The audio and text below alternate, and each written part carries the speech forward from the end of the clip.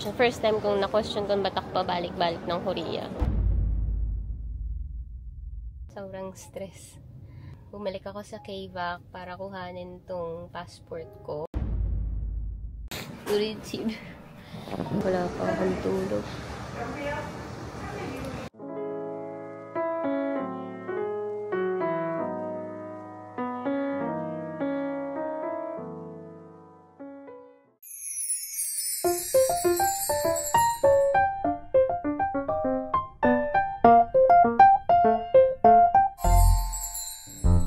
So today, pwede na akong mag-apply for F6 visa or spouse visa. Kasi kompleto na ako sa requirements! Medyo matagal din namin bago na kompleto lahat. Meron siyang checklist. Marami. As in, ilang page to? 1, 2, 4 pages pala ng requirements. Ang hirap isa-isahin, pero let me just briefly show you. Ganyan siya nakaayos. Ganyan yun naman. Alam ko, mas maraming requirement na kinailangan si Suyo kaysa sa akin. Pero, mas madali niyang nakuha sa Korea. Parang, ilang days lang kasi ang processing sa Korea. Minsan nga, same day, makukuha mo na yung document. Dito sa Pilipinas, babalikan mo talaga 2-3 beses. First requirement on my end, visa application and passport picture. I-check ko na rin pala ngayon bago ko umalis kung kompleto rin ba. Original passport of the applicant, copy of passport. Yung visa application fees, 2,000 pesos lang. Ito na yung mga galing kay Suyok. Invitation letter, guarantee letter, personal details form. Ito galing sa akin to. Ako nag-fill up and nag-sign. Copy of spouse passport. Basic certificate galing sa kanya. Marriage history certificate, family relations certificate, and Korean resident registration certificate. Ang dami. Certificate for marriage guidance program. Ito, in-apply niya pa to ng leave para maka-attend siya sa Korea. Ito, original medical certificate. And then, galing sa akin ulit, birth certificate, original police record, or NBI clearance, original medical certificate. Ito, specifically, certificate of tuberculosis. Kinailangan din to sa akin dati nung nag-apply ako ng working visa. Ngayon ko lang din nalaman na pati spouse visa, nire-require nila ng ganito. Piling hospitals lang yung nagbibigay or accredited para magbigay ng ganito sa mga Korean visa applicants. Medyo nahirapan ako dun. Hindi ko alam kung dahil lang sa pinuntahan kong hospital, yun kasi pinakamalapit sa akin kasi yun yung pinuntahan ko. Pero, nahirapan ako dun. Nakatatlong balik ako dun. And then, income requirement document of Korean spouse. Ganito kadami. Meron dito original certificate of income, 1 copy of certificate of credit history, certificate of earned income tax withholding, certificate of employment, and then the rest, hindi na siya applicable. And then sa akin naman, kailangan din ng proof of Korean language proficiency. Hindi ko lang sure kung pwede tong certificate na nakuha ko dati nung nag-aral ako ng Korean. Pero sana pwede na to. And then residential requirement document of the Korean spouse. So, ito yun. Proof of courtship. Ito, relationship history. 5 pages. Nandito dapat yung mga screenshot ng convo nyo, information about kung sino yung nagpakilala sa inyong dalawa, kung meron man. And then, history ng dating life nyo yung dalawa hanggang sa kinasal. Ako sobrang detailed, parang K-drama. Nilagay ko din dito yung link ng mga vlog ko.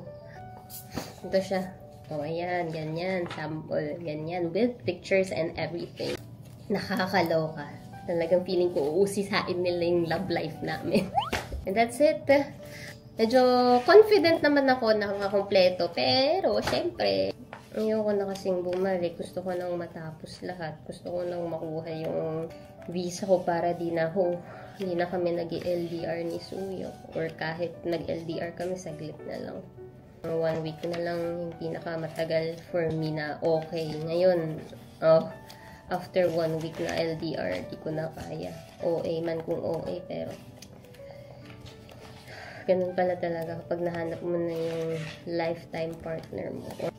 Sa case ko lang yun, guys. Hindi ko naman sinasabi lahat. Pero parang ibang-iba talaga yung pakiramdam pagkasama siya tsaka hindi. Sobrang nakakatuwa. Alam nyo ba, itong mga ganyan, yung mga ganyan, or pag-o-organize siya, gumawa niyan. Bumili pa talaga siya sa Daiso ng mga ganito para i-organize.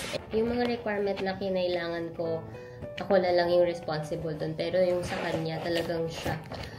Wala akong tinulong doon. Okay, alis na ako. Ay, hindi pala. Tutulong muna akong mag-pack kasi medyo marami kaming orders ngayon. Ano pong pwedeng gawin, ma'am? Yung pinost mo ko gabi, senior ni Nika, Ate Beta. Kaya pala dahil pala kay Karen Beka eh. Pero alam mo ko dahil talaga kay Chay. Kasi sabi ko, post ko na ba today? O bukas na lang? Post mo na! Trabaho na kasi siya.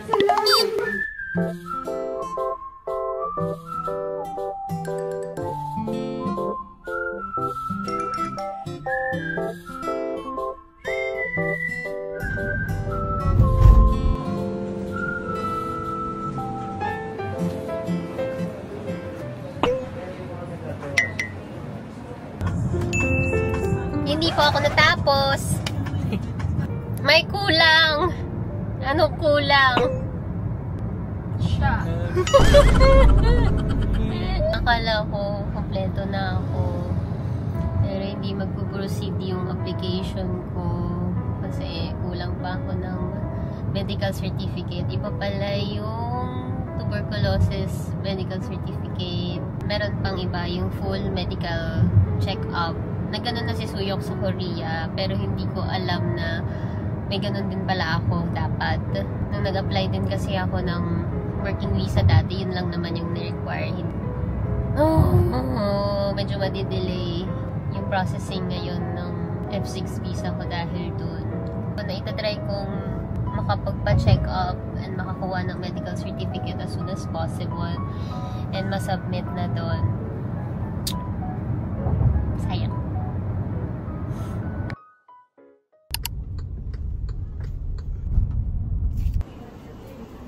Day 2. Whew! Natatawa ako. Sobrang stress. Bumalik ako sa KVAC para kuhanin tong passport ko. Kasi babalik ako sa Korea! Ilipad ako mamaya sa Korea and nagmamadali ako kaya later ko na ikukwento sa inyo kung bakit ako babalik ulit sa Korea at kinuha tong passport na to. Whew!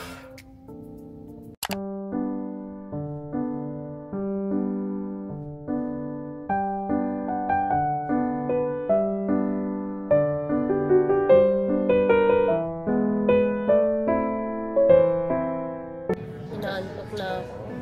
Ito yung flight na pinaka-ayoko eh. Madaling araw yung matutulog sa plane. Kasi hindi naman ako nakakatulog sa plane. So, ito na nga yung kwento. Ito nga, magkakaroon ako ng emergency flight sa Korea. First time kong ginawa yung booking a flight within the day ng flight. Sobrang stress ko kaninang umaga.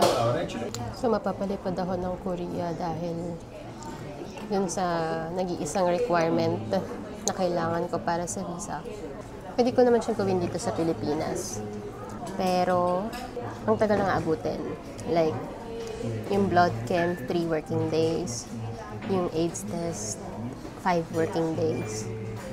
Naghahabol ako ng oras kasi nga, kailangan makuha ko yung passport ko bago yung flight namin pa Japan. Ngayon, mag-fly ako sa Korea kasi 1 day lang yung kailangan para makuha yung result. Kaya lilipad ako tonight para makarating ako doon ng umaga and then diretso check-up na. And pwede ko daw ma-receive yung result ng kinabukasan. Pabalik ako ng Pilipinas ng Sunday. Basta kailangan Monday, mapasok ko na yung full physical examination requirement na yun. Kanina sobrang stress na stress ko. Ginawa naman namin yung best namin pero kulang pa din. Ganun kahirap makakuha ng visa, daming requirement. Lahat nga ng friends ni Suyok na mga Korean, nagtataka kung bakit wala pa akong visa. Akala nila automatic na yun. Alam ko, nakakapagod. Alam ko yung pagod na haharapin ko.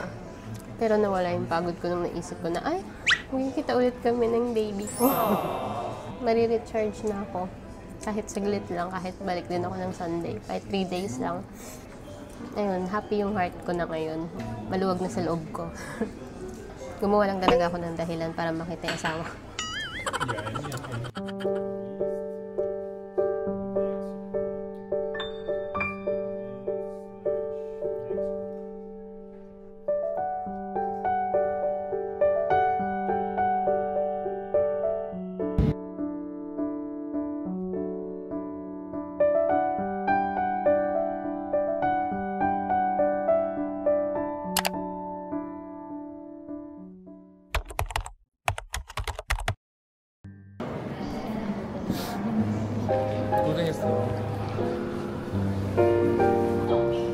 Nirereklamo niya. First time kong na-question kung ba't ako pabalik-balik ng Korea. Yung last day ko kasi talagang 30 days, tapos wala pang isang linggo bumalik agad ako. And para sa immigration, nakakapagduda yung ganun. So, hinold ako. Kinabahan nga ako eh. Sabi ng officer, bakit ako pupunta ng Korea?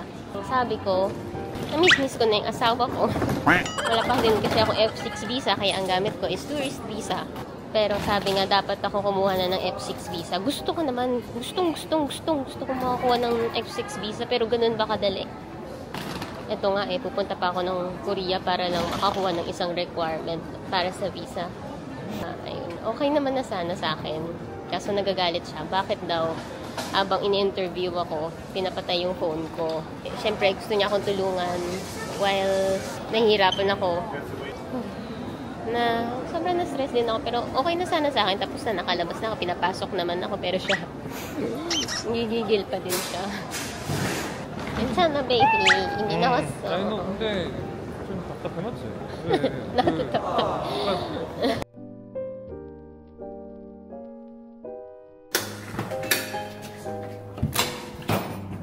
I'm home. I'm home. 우리 집.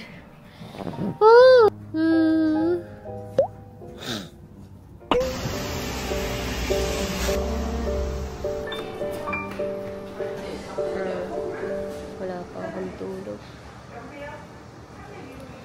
9 AM na.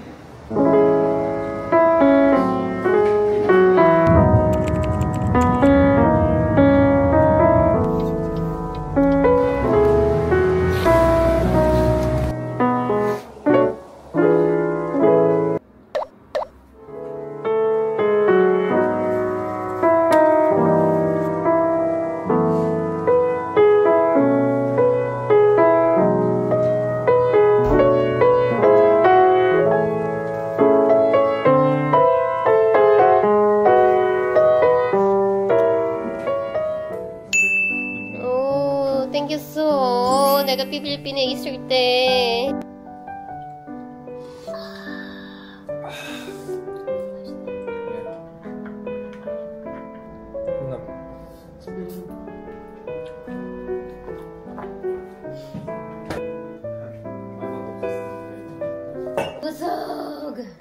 무서워 나. 이거 먹어야 돼, 봐봐.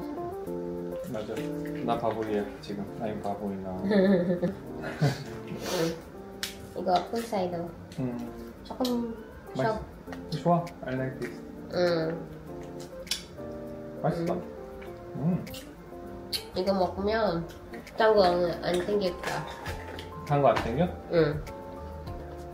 My baby. 말고가 땡기는데. 스윗 와인. 이거 맛있어.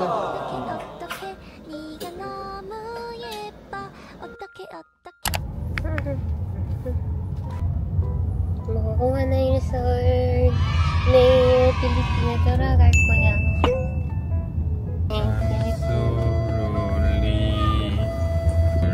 괜찮아, baby. 롤리. I'm 롤리. 내 아침 얼굴 Coco. 제일 이뻐 진짜.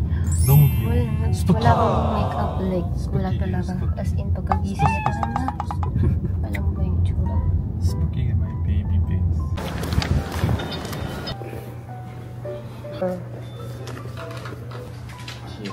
귀여워.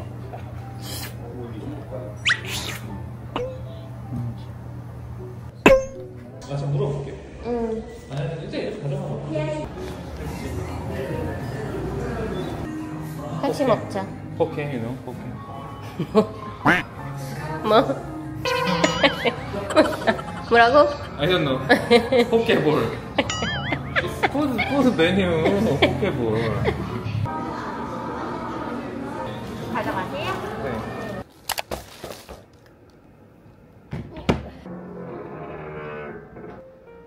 Nakuha ko na rin yung pinunta ko dito. Pero hindi ko siya pwedeng buksan. Sealed siya. Ganyan. Yung kailangan i-submit ko siya ng sealed. Another problem. So yung na-prepare na namin na medical certificate ni Suyok, na pinasa ko na. Ngayon kailangan kong bawiin yon kasi bukas na, binuksan niya.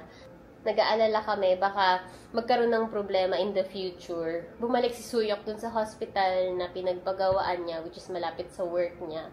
Hindi namin expected. Akala namin sabay kaming magbe-breakfast ngayon. My breakfast. So healthy. Nag-crave ako ng salad.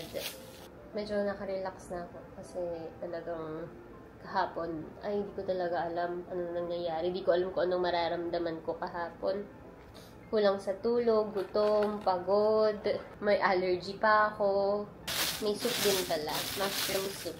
Ewan siguro, gusto ko nang mag-diet. Di naman mag-diet, pero mag-control ng kinakain ko these days. Kasi, ang daming, hindi ko alam, pero ang daming nag-aakalang buntis ako. Ha? Bakit? Parang pag nanonood yung mga tao ng vlogs ko, hindi sa mukha nakatingin ko eh. Parang sa tiyan, inabangan nyo akong buntis na. Kaya ang daming comment sa tiyan ko na hindi naman dati ko natatanggap. Kaya na-conscious tuloy ako. Papapayat na ako ng tiyan. Pero pusunin kasi talaga ako. Alam mo yung waist ko maliit, pero yung pantang puson, may konti talaga siyang umbok. Dati pa talaga, bata pa ako. Problema ko na yun. And parang hereditary nga siya kasi ate ko ganun din. Like, ang payat-payat pero meron siyang konting puson. Basta. Pero may iniinom kasi ako every morning na nagpapamaintain ng weight ko actually. Pakita ko sa inyo. Ito. This one, apple cider. Marami na akong magandang bagay na naririnig about apple cider. And gusto ko i-try, pero parang ayoko kasi ng lasa. Alam mo yun, sobrang strong yung smell niya. Kaya, nung nagkaroon ng ganitong candy version, sobrang dali na niyang i-take. And, masarap. Madalas tinitake ko to after breakfast. Ito rin yung brand ng collagen ko. Kaya, pinagkatiwalaan ko tong product na to. Niar. Na-discover ko to kasi malabas sa FYP ng TikTok ko yung ads nito. Like, si Sana ng Twice yung model nito. And lahat naman halos ng Korean product talagang effective. Hindi pwedeng pumasa sa FDA nila ng hindi safe and effective. Hindi siya diet pills or diet supplement. Nagko-control ng sugar. So, nung nag-30 kasi ako, nagbago yung appetite ko. Medyo nahilig na ako sa sweets. And lalo si Suyok, as in, mahilig siya sa sweets. Sweet tooth siya. Siyempre, habang tumatanda, gusto kong alagaan yung health namin. Kaya pinapatake ko na din siya nito para makontrol yung sugar namin dalawa. Yung purpose nito, na mabawasan yung cravings ko sa matatamis during the day. Para ko na rin siyang ginagawang dessert pagkatapos kumain. Tapos, after lunch or dinner, kapag nag-crave ako ng something sweet, nagkikandy na lang ako ng collagen. Ito yung collagen na tinatake ko. Magto 2 months pa lang yung take ko nito. Ito, mga siguro, simula nung bago ko ikasal, nag-take na ako nito. Napansin ko ang ganda ng skin ko, kahit stressed. Kahit walang makeup. Wala akong makeup ngayon, as in, walang makeup and filter po yan. Pero, pwede na. As in, woke up like this, guys, Yeah, kailangan talaga natin alagaan yung skin natin. Sa amin ni Suyok, parang ang pinaka-importante talaga, health. And ma-maintain yung youthfulness. Kaya these days, we try to eat healthy. Ang laki na ng binawas ng sugar niya. Hindi na siya nagsa-soft drinks. Exercise. Nag-exercise. Nag-walking kami dalawa. Kahit ako nasa Pilipinas, nag-walk ako. Pati siya dito. Nalulungkot lang ako kasi alis na ako mukha. I'm so lonely.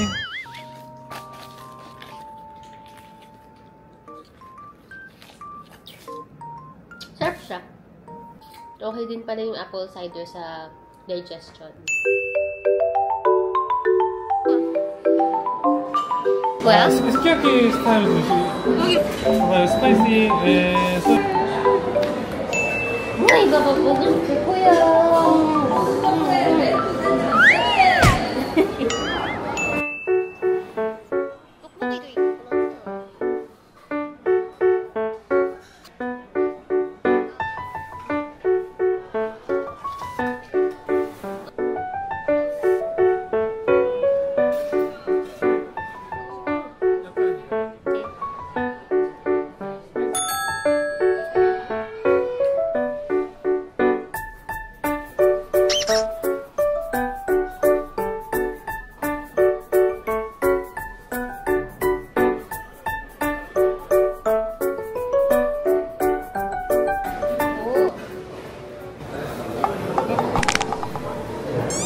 이렇게 한번 해?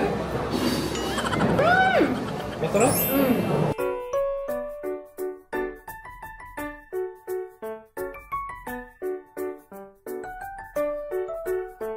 어저께 너무 많이 먹었어. Yung tawag, 너무 많이 먹었어. sobrang busog namin. Sabi niya, nung wala daw ako, puro salad lang kinakain niya. Dumating ako, baboy yan. Sayang lahat ng pinaghirapan. 아니 2kg가. 왜 2kg가? May ice cream doon na libre, pero hindi na kami mag-ice cream. 빨리 해. Ito na lang dessert namin, yung near collagen candy. 우리 아이스크림 못 먹으니까. 아 맞아. 맞아. 응. What flavor?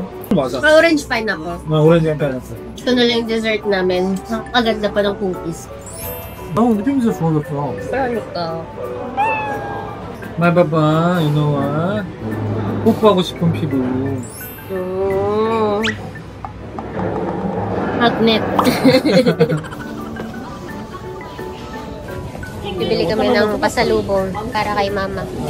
Sayang yung baggage allowance ko.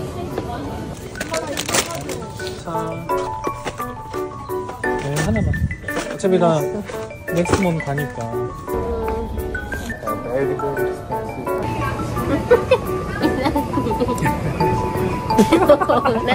baby. 목소리야. 그거는 봐봐, 목소리. 아이스크림 먹어.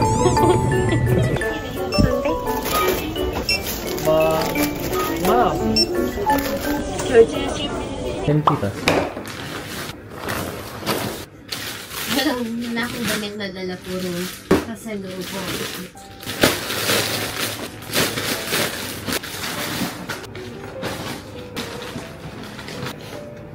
Dadala ako ng ganito sa Pilipinas. Dito ako maraming stock sa Korea, kaya kailangan ko magdala sa Pilipinas. Pero, kung interested din kayo dito sa Near products, pwede nyo siyang makuha sa Shopee. Minsan kapag emergency na wala akong, naubusan ako sa Pilipinas, bumibili lang din ako sa Shopee. Dumaan na rin ako sa Daiso kanina after worship service namin. Hindi kasi ako pwedeng umuuwi sa bahay kapag wala akong pasalubong sa mga aso. Ito yung suhol ko para bati-bati kami kahit iniwan ko sila ng matagal. Pero saglit lang naman uuwi ko kaya tingin ko di naman nila ako masyadong nanis. 다 했어? 응. 오, 별 다른 거 가져갈 거 없어? No, inuwa. Inuwa. 여기. 여기 ka. Nawa ka! Nawa ko. Pa.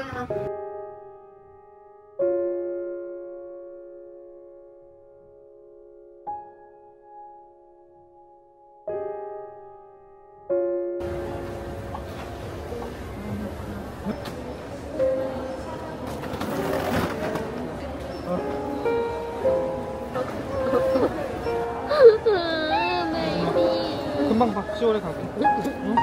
많이 사랑해. Okay. 이따 도착하면 문자해, 알았지? 출발할 때 문자하고.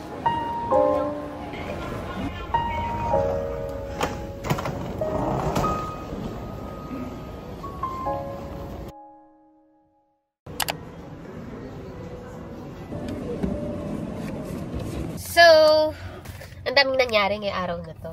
Init ko yung friend ko na may-ari ng tapos nagkaroon ako ng bagong watch. Nagkaroon ako ng bagong Chopard watch. Ay, hindi ko kaya. Bakit mo nagustuhan? Kasi gumagalaw-galaw siya. Ayan, gumagalaw-galaw yung diamonds niya. Dapat nung minit ko lang si Miss Anne ng Grand Tour Tokyo dahil mayroon siya regalo sa akin na Hermes Teacup and Saucer. Yun. Tapos, ba't pa kasi ako nagpunta sa shop nila? Yan tuloy, nakakano ko na. Pero, anyway, medyo masaya na ako. Masaya na ako tapos na yung paghihirap ko and meron pa akong Chopard watch. Pero masakit yung puso ko, yung bulsa. Mag-hope na lang tayo na lumabas yung visa ko bago yung flight naman pa Japan. Fingers crossed.